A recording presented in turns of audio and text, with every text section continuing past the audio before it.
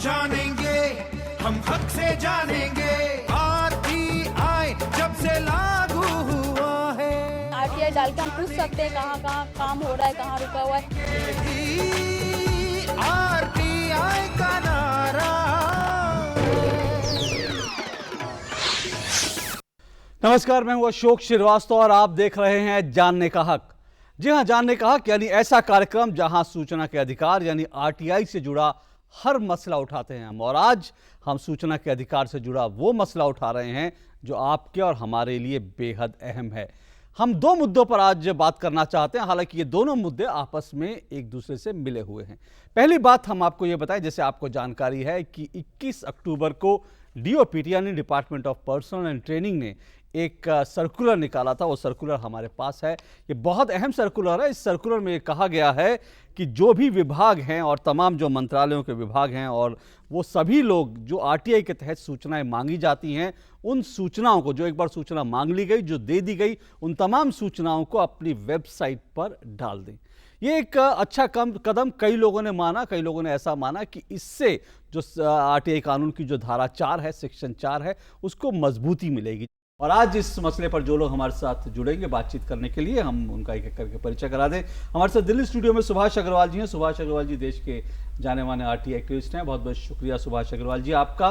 हमारे साथ अमृता जौहरी हैं। अमृता जौहरी जी एनसीपीआरआई से जुड़ी हुई हैं और देश की जानी मानी आरटीआई एक्टिविस्ट हैं। आपका भी बहुत बहुत शुक्रिया अमृता जी। और अमृता जी और एनसीपीआरआई ने एक जो 10 साल आरटीआई कानून के जो 9 साल हुए उस पर एक बृहद रिपोर्ट तैयार की है पूरे देश में सर्वे करके, और वो रिपोर्ट में सेक्शन 4 को लेकर क्या कुछ कहा गया है उस पर भी आज हम बात करेंगे। और मुंबई से हमारे साथ जुड़ रहे हैं शैलेश गांधी जी। शैलेश गांधी जी देश का जाना माना नाम है, पूर्व केंद्रीय सूचना आयुक्त रह चुके हैं और आरटीआई एक्टिविस्ट के रूप में भी जाने जाते हैं। बहुत बहुत शुक्रिया शैलेश जी आपका हमारे साथ जुड़ने के लिए।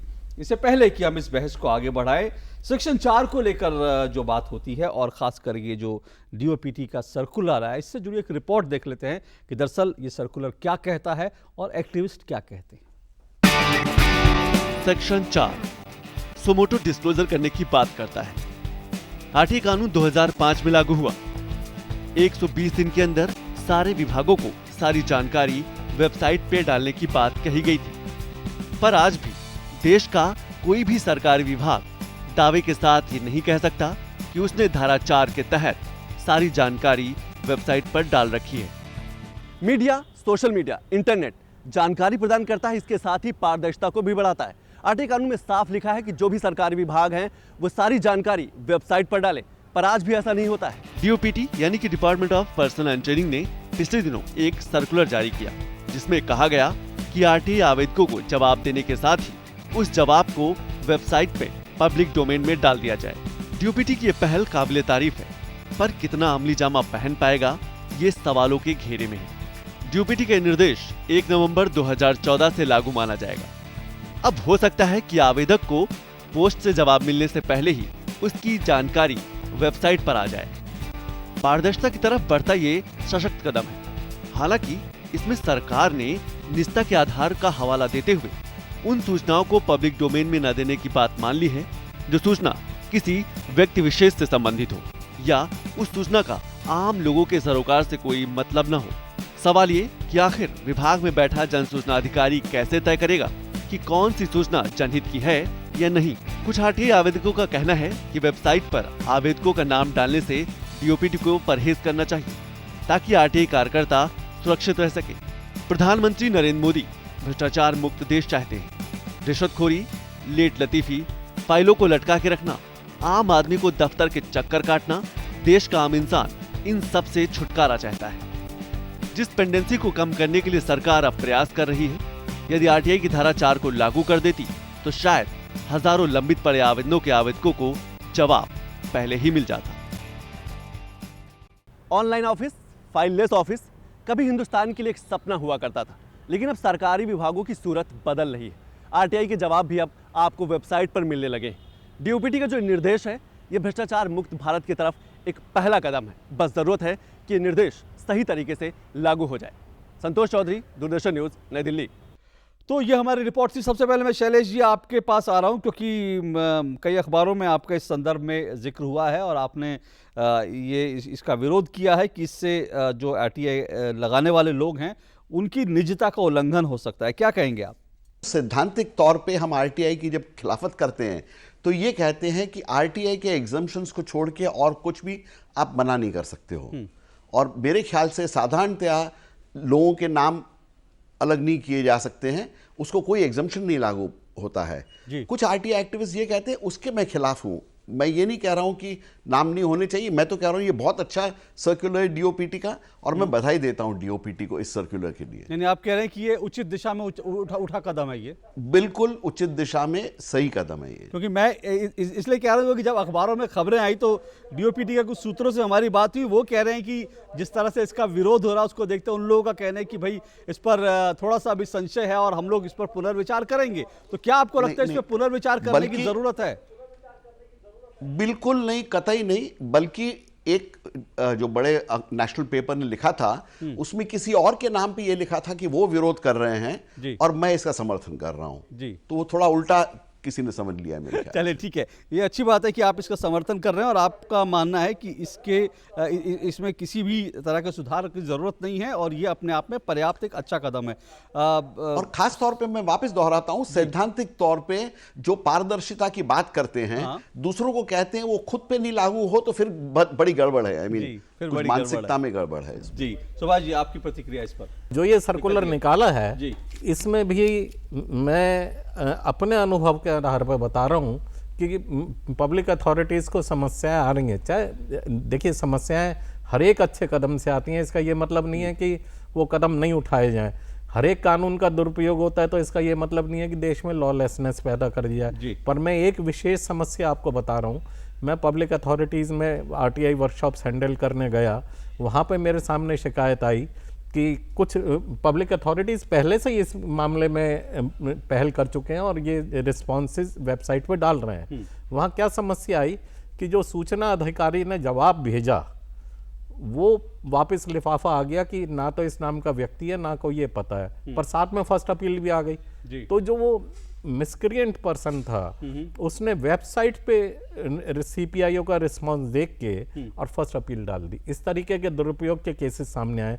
दूसरा, ये सर्कुलर अपने आप में ही कुछ राइडर्स लगा रहा है। सबसे आखिर में इसने लिखा है कि जहाँ पे कि जो पर्सनल इंफॉर्मेशन है वो नहीं डाली जाए। तो अब पब्लिक अथॉरिटीज़ के पास पहले ही बहुत ज़्यादा वो गुमनामी में है कि क्या डालना चाहिए वेबसाइट पे, क्या नहीं डालना चाहिए। अब ये जो राइडर है ये उनको बिल्कुल ही अंधेरे में रख रहा है कि कौन सी पर्सनल इंटरेस्ट की है, कौन सी पब्लिक इंटरेस्ट की है। तो ये सर्कुलर अपने आप में ही क्लियर नहीं है।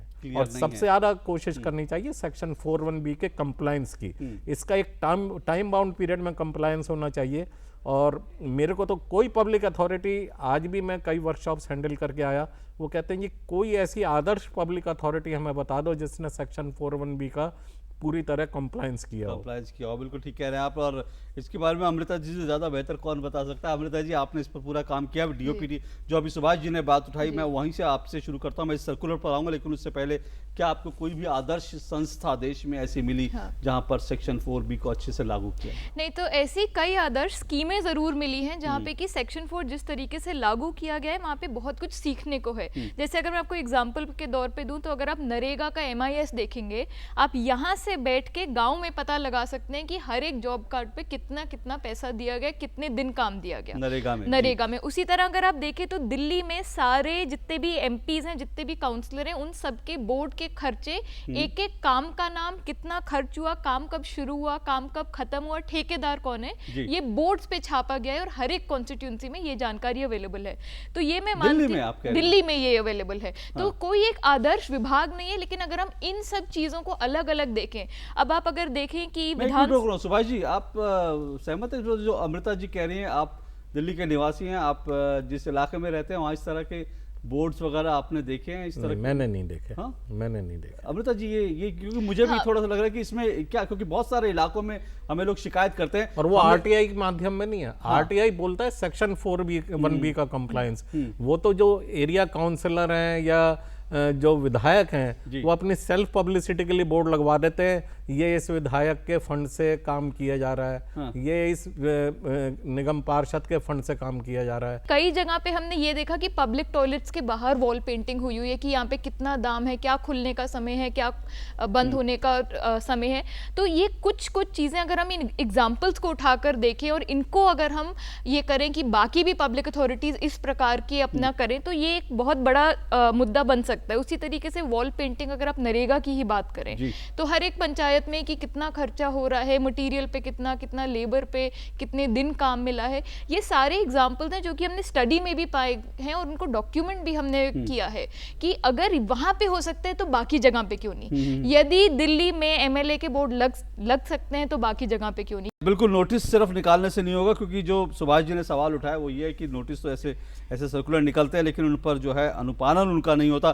शैलेश जी, सेक्शन 4 की बात यहाँ पर चली तो सेक्शन 4B की आपने बड़े आदेश पारित किए, लेकिन कैसा लगता है, आप देख रहे हैं आपके आदेशों की धज्जियां जिस तरह से उड़ रही हैं? अब इस चीज को अगर हम समझ लें सही मानने में, अपने देश की परिस्थिति को हमें पहले समझ लेना चाहिए। सुप्रीम कोर्ट के आदेशों का पालन नहीं होता है जी, तो उसके सामने इंफॉर्मेशन कमिश्नर्स के सब ऑर्डर्स का पालन होगा, ये थोड़ा कठिन है। हो तो बहुत ही अच्छा है, मैं तो बड़ी खुश हो जाऊं। मगर सेक्शन 4 की जो बात हो रही थी, मैं एक जो मैं कई लोगों से कहता हूं बम्बई में और सरकारी दफ्तरों में, कि अगर सरकार का सब काम कंप्यूटर पे होना शुरू हो जाए और उसी दिन शाम तक जो भी वो काम कर रहे हैं वो वेबसाइट पे आ जाए, तो उससे बेहतर सेक्शन 4 कुछ नहीं होगा। क्योंकि आज ऐसा है कि भाई आप सेक्शन 4 के लिए अलग से रिपोर्ट बनाओ और वो रिपोर्ट बनाने में तकलीफ होती है या नहीं बनाता है कोई। डिफॉल्ट मोड जिसको कहते हैं, डिजाइन से अगर हम सेक्शन 4 को इंप्लीमेंट करेंगे तो बड़े सरलता से ये हो सकता है। इसको बिल्कुल कठिन काम नहीं है। नहीं, मैं बिल्कुल सहमत हूँ शैलेश जी की। और इन्होंने अपने ऑफिस में पेपरलेस ऑफिस कर दिया था जी, कि सब चीज़ वेबसाइट पे है, पूरे प्रोसीडिंग्स पेपरलेस थी और पेपरलेस हो जाएगा तो खर्चा भी बहुत बचेगा और सेक्शन 4(1)B का कंप्लायंस भी ऑटोमेटिक हो जाएगा। और जो ये नया सर्कुलर आया है इसका भी पालन अपने आप हो जाएगा, इसका भी पालन ये सब लेकिन- ऑटोमेटिक हो जाएगा हाँ, प्रोसीजर। लेकिन ऐसा अगर हो नहीं रहा तो बड़ा सवाल ये है ये कि हो क्यों नहीं रहा, इस पर हम बात करेंगे। लेकिन उससे पहले अमृता, जो आप लोगों ने रिपोर्ट पे काम किया, उस रिपोर्ट के अनुसार आपकी जो स्टडी की फाइंडिंग्स है वो ये भी बताती हैं कि सेक्शन 4 के मामले में कई राज्यों ने बहुत अच्छा काम किया। भले ही हम नहीं कह सकते उन्होंने 100% अपना गोल अचीव किया, लेकिन फिर भी अगर आज की तारीख में कोई राज्य 70%, 80% सेक्शन 4 का पालन कर रहा है, जानकारी डाल रहा है, तो फिर भी बेहतर है। लेकिन कुछ ऐसे राज्य भी हैं जहां कि बिल्कुल भी इसका पालन नहीं हो रहा। इस बारे में क्या कौन कौन से राज्य आपको बेहतर श्रेणी में मिले, कौन से राज्य आपको मिले जहां पे हालत बहुत खराब है? 65% पब्लिक अथॉरिटीज ऐसे थे जहां पे ये बोर्ड नहीं था, नहीं लगा, यानी कि 65% यानी कि जन सूचना अधिकारी का नाम क्या है, वो किस कमरे में बैठे हैं, ये भी जानकारी नहीं मिली।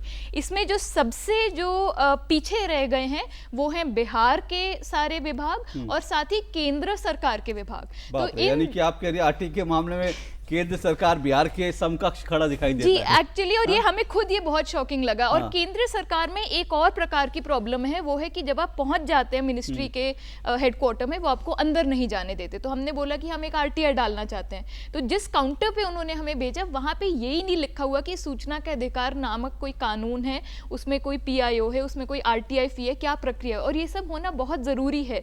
दूसरी चीज हमने क्या मैं उस पे आता हूँ, लेकिन ये जो आपने बिंदु बताया सुभाष जी, इस बिंदु पर आपके रिएक्शन क्या है? क्योंकि आप भी केंद्र सरकार में तमाम अथॉरिटीज में आप आरटीआई लगाते हैं, आपका अनुभव क्या? जाहिर तौर पे आप अलग तरह से आरटीआई लगाते हैं, लेकिन कुल मिलाकर जो मैं अपना अनुभव बताता हूँ। मैंने शुरू में मैं चांदनी चौक दिल्ली में रहता हूँ, वहीं पर बराबर में ही एमसीटी का हेडक्वार्टर था उस जमाने में, टाउन हॉल। एक बार मैंने सोचा कि क्यों 12 रुपए स्पीड पोस्ट के, अब तो खैर 17 रुपए हो गए, मैंने कहा क्यों 12 रुपए बर्बाद किए जाएं। मैंने वहाँ पे एक व्यक्ति को भेज दिया कि जाके ये आरटीआई फीस जमा कराइए और ये जमा कराइए आरटीआई पटिशन।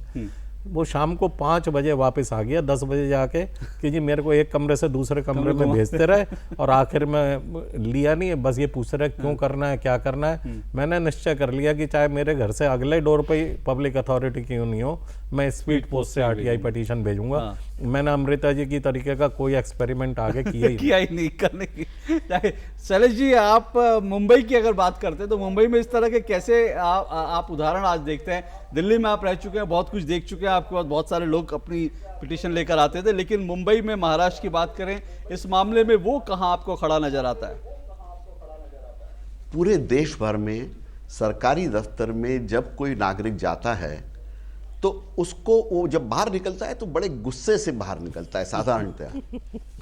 ये पूरे देश की प्रक्रिया है जो बहुत ही दुखद है, मगर ये हकीकत है। मैं भी सुभाष जी के जैसे, मैं वापस आके भी आरटीआई डालता हूं और मैं भी स्पीड पोस्ट से ही भेजता हूं आरटीआई। मैं कभी किसी दफ्तर में जाता नहीं, ना किसी को भेजता हूं, क्योंकि मेरे ख्याल से वही फिलहाल ये गलत है।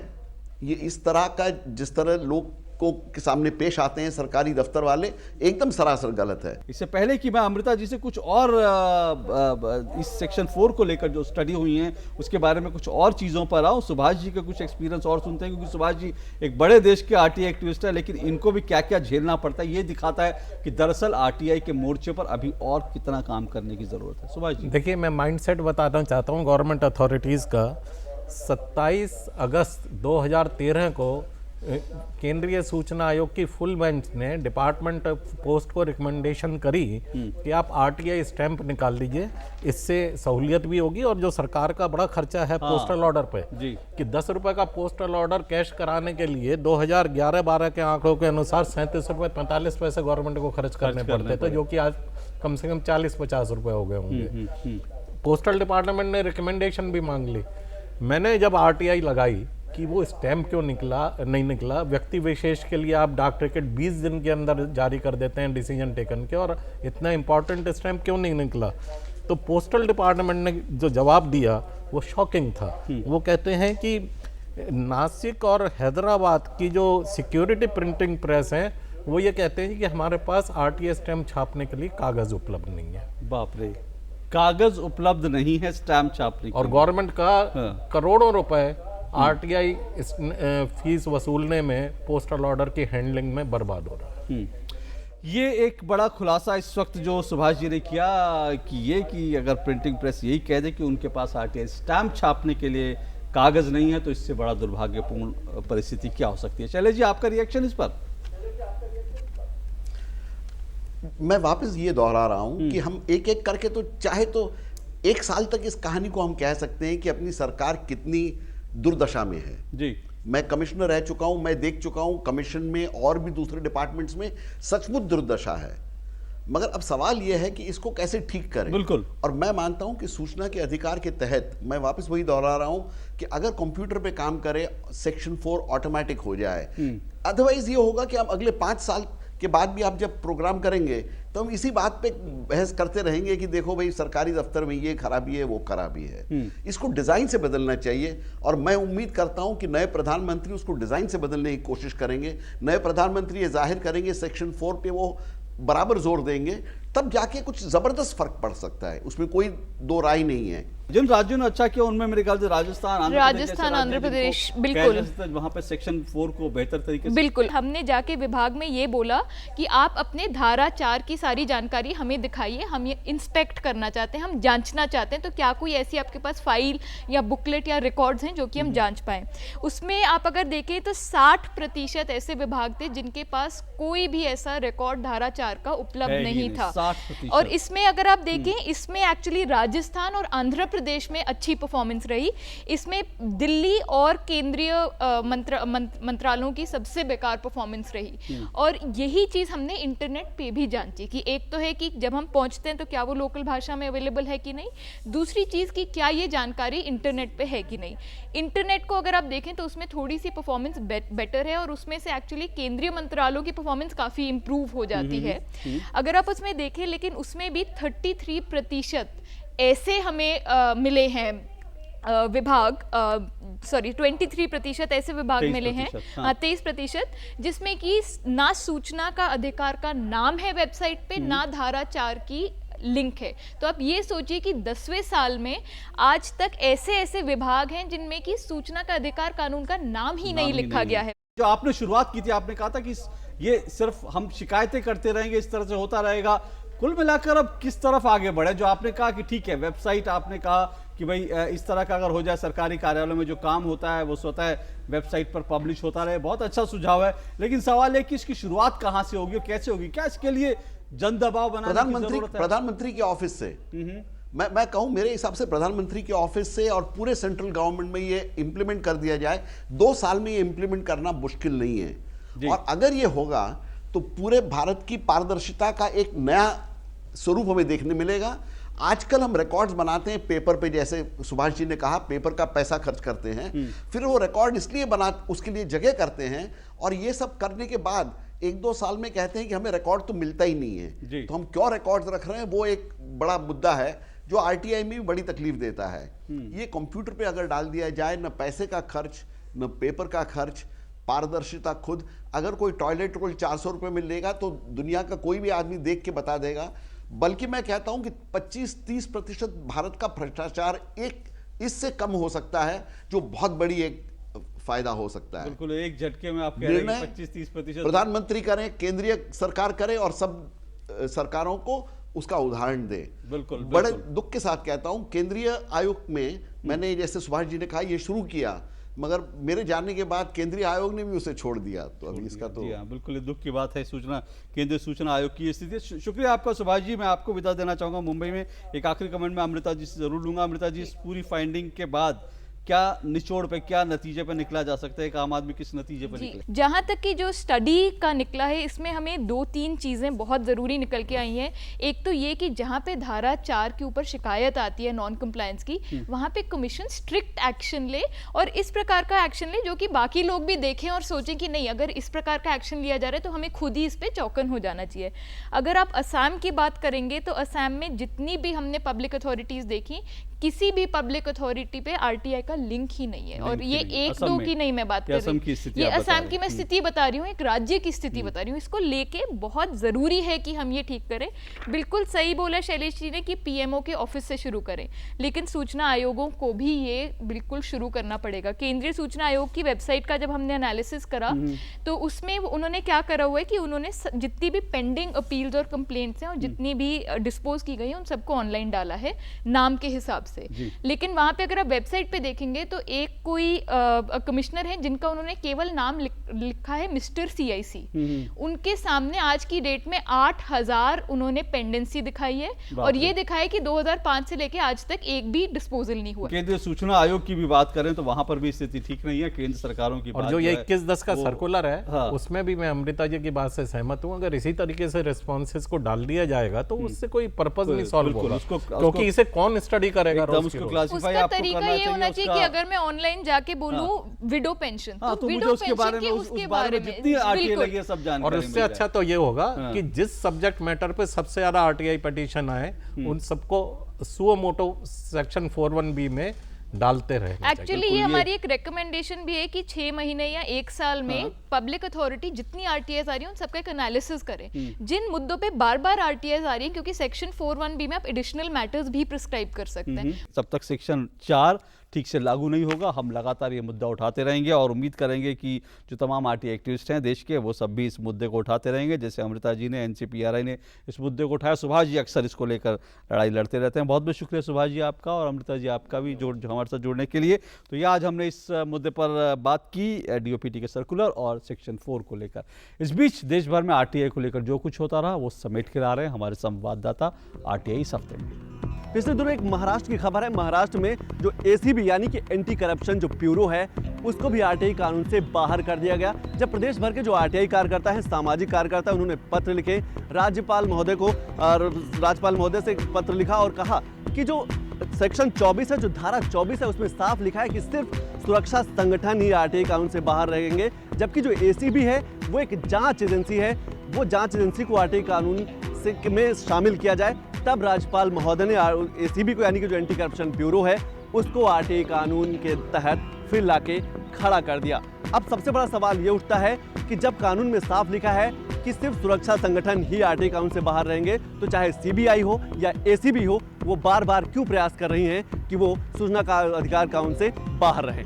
मोबाइल, टीवी और तंग कपड़े पहनने हैं रेप की वजह। जी हाँ, ये आरटीआई के तहत जवाब सामने आया है उत्तर प्रदेश पुलिस के द्वारा। जब एक आरटीआई के तहत उत्तर प्रदेश पुलिस से पूछा गया कि आखिर महिलाओं के साथ होने वाले अपराधों के खिलाफ इस तरह से यौन अपराध जो बढ़ रहे हैं उनमें कमी क्यों नहीं आ रही है, तो आरटीआई के तहत ये जवाब पुलिस ने दिया है। ये जवाब किसी पुलिसकर्मी ने नहीं बल्कि उत्तर प्रदेश के डीआईजी कार्यालय से मिला है। इस जवाब को लेकर उत्तर प्रदेश के महिला संगठनों सहित कई लोगों ने इसका खंडन किया है और काफ़ी विरोध किया है। कोई भी विभाग अब यह कह करके बच नहीं सकता कि जो आपने सूचना मांगी है वो सूचना नष्ट किया जा चुका है। जी हाँ, एक आरटीआई के सुनवाई के दौरान केंद्रीय सूचना आयोग ने ये व्यवस्था दी है। दरअसल एक आरटीआई एक्टिविस्ट जब सूचना लेने गए तो बताया गया कि ये सूचना पहले ही नष्ट किया जा चुका है। उन्होंने व्यवस्था ये दी है कि अगर कोई व्यक्ति आरटीआई के द्वारा जवाब चाह रहा है, सूचना मांग रहा है, तो अगर वो जो जवाब देने में देरी हो रही है, जो अर्जियां उनकी लंबित है, इस दौरान कोई भी सूचना नष्ट नहीं किया जा सकता। और ये व्यवस्था दी है कि अगर इस तरीके के कोई भी विभाग करता है तो उस पर अधिकतम 25,000 का जुर्माना किया जाएगा। दाल 2 रुपए, रोटी 1 रुपए और ब्रेड बटर 5 रुपए। जी हाँ, चौंकिए मत, ये देश की जो सबसे बड़ी पंचायत है यानी कि संसद, उसकी कैंटीन के जो खाना और नाश्ता मिलता है उसकी कीमत है। मध्य प्रदेश के रहने वाले आरटीआई जो एक्टिविस्ट हैं, सामाजिक कार्यकर्ता हैं, चंद्रशेखर गौल, उन्होंने आरटीआई डालकर संसद में वहां की कैंटीन की पूरी लिस्ट निकाली, उसकी कीमत निकाली और उन्होंने लोकसभा अध्यक्ष और राष्ट्रपति को एक पत्र लिखा और कहा कि जहां दूसरी तरफ जो देश की जनता है वो महंगाई से परेशान है, आज भी लोगों को सब्जी खरीदने में पसीने छूट जाते हैं, आलू 40 रुपए किलो मिल रहा है, वहीं जो संसद में बैठे जो माननीय हैं उनको इतना सब्सिडी वाला खाना क्यों दिया जा रहा है। अब सबसे बड़ा सवाल ये उठता है कि सरकार लगातार लोगों से अपील कर रही है कि डीजल, पेट्रोल और जो गैस सिलेंडर हैं उस पर लोग अपनी सब्सिडी छोड़ें, लेकिन जो संसद में बैठे जो माननीय हैं उनको इतना सस्ता खाना क्यों। ये खबर उत्तर प्रदेश से है। उत्तर प्रदेश में बीते 9 महीने में करीब 542 आईपीएस अधिकारियों के तबादले हो गए। आरटीआई से इस पूरे मामले का खुलासा हुआ है और ये जानकारी सामने आई है कि तकरीबन जो कि 405 आईपीएस अधिकारी पूरे उत्तर प्रदेश में हैं और इस हिसाब से औसतन 12 बार एक आईपीएस अधिकारी का तबादला हो गया है। जबकि इस पूरे मामले में अगर देखा जाए तो कम से कम 120 जो आईपीएस अधिकारी हैं उनका एक से ज़्यादा बार तबादला हुआ है, जबकि 15 से ज़्यादा ऐसे आईपीएस अधिकारी हैं जिनके तबादले 5 से ज़्यादा बार हो गए हैं। 16वीं लोकसभा में जो सांसद चुन करके आए हैं, वर्तमान लोकसभा में जो सांसद हैं वो अपनी जो संपत्ति है और जो उनके जो देनदारियों के जो ब्यौरे हैं वो अभी लोकसभा सचिवालय को नहीं सौंपे हैं। जी हाँ, सूचना के अधिकार कानून से जो मामला सामने आया है, एक आरटीआई कार्यकर्ता ने सारे सूचना जो मंगाया था लोकसभा सचिवालय से, उसके अनुसार जो जवाब दिया है लोकसभा सचिवालय, उसके अनुसार लगभग 401 सांसद ऐसे हैं जो अभी तक जो अपनी संपत्ति है और जो उनकी देनदारियों के जो ब्यौरे हैं वो नहीं सौंपे हैं। जबकि नियम ये है कि जब वो लोकसभा में आते हैं उसके 90 दिनों के भीतर उन्हें ये सब सारी जो देनदारियां हैं, जो उनकी संपत्ति है, उनका खुलासा करना होता है। तो ये था आरटीआई इस हफ्ते। इसी के साथ आज कार्यक्रम में इतना ही। आपको हमारा कार्यक्रम कैसा लगा, कोई भी प्रतिक्रिया चाहें तो आप हमें भेज सकते हैं। हमारा पता है जानने का हक, कमरा नंबर 226, दूरदर्शन भवन, टावर बी, मंडी हाउस, कोपरनिकस मार्ग, नई दिल्ली 110001। आप चाहें तो हमें ईमेल भी कर सकते हैं। हमारी ईमेल आईडी है janneKahak@gmail.com, जो कि आपकी टेलीविजन स्क्रीन पर है, और हमारा ट्विटर हैंडल भी आपकी टेलीविजन स्क्रीन पर है, उससे भी आप जुड़ सकते हैं। फिलहाल आज इतना ही, इजाज़त दीजिए, नमस्कार। हम जानेंगे, हम हक से जानेंगे, आरटीआई जब से लागू हुआ है। आरटीआई डाल के हम पूछ सकते हैं कहाँ कहाँ काम हो रहा है, कहाँ रुका हुआ है। आरटीआई का नारा